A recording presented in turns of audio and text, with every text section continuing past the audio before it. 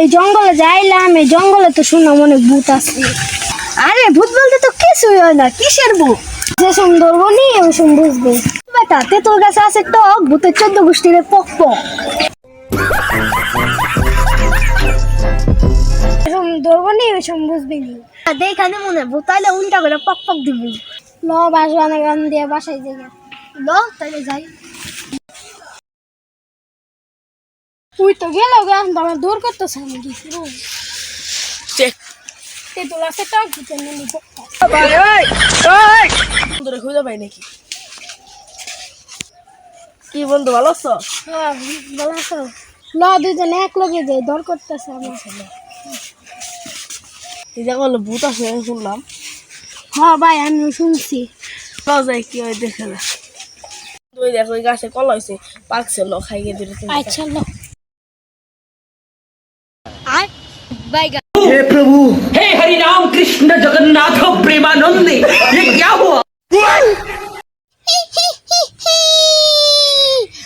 আমার গাছ থেকে কে কলা পাড়ছে, তাকে আমি ছাড়বো না।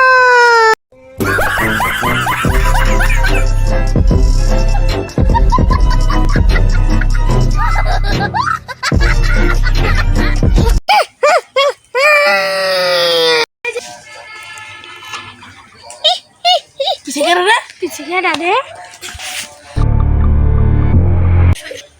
পিছিয়ে করে দিলে কেন এটা ফেকলো? অবশ্যই না, মানে ভূত আছে। বন্ধু যাই যাচ্ছি রে বন্ধু। পিছে কেউ নাই মনে হয়, এমনি ওই গাছের উপরে কোনো ইটা মারছিল, ওইটা মানে বাতাসে বসছে। ল আবার কলা পাড়ি গেল। ল আমার গাছের থেকে আবারও কলা পাড়তে এসেছিস, এখন ফেরত ছাড়বো না। কেন রে নাই আয় বন্ধু মনে এনে ভূত আছে, তুই পার করে হলো।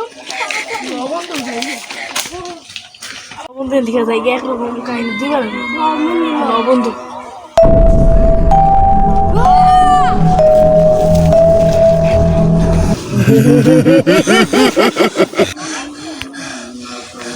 বাপের নাম ওরা তো মনে হয় মায়ের লেখা, আমি যাই।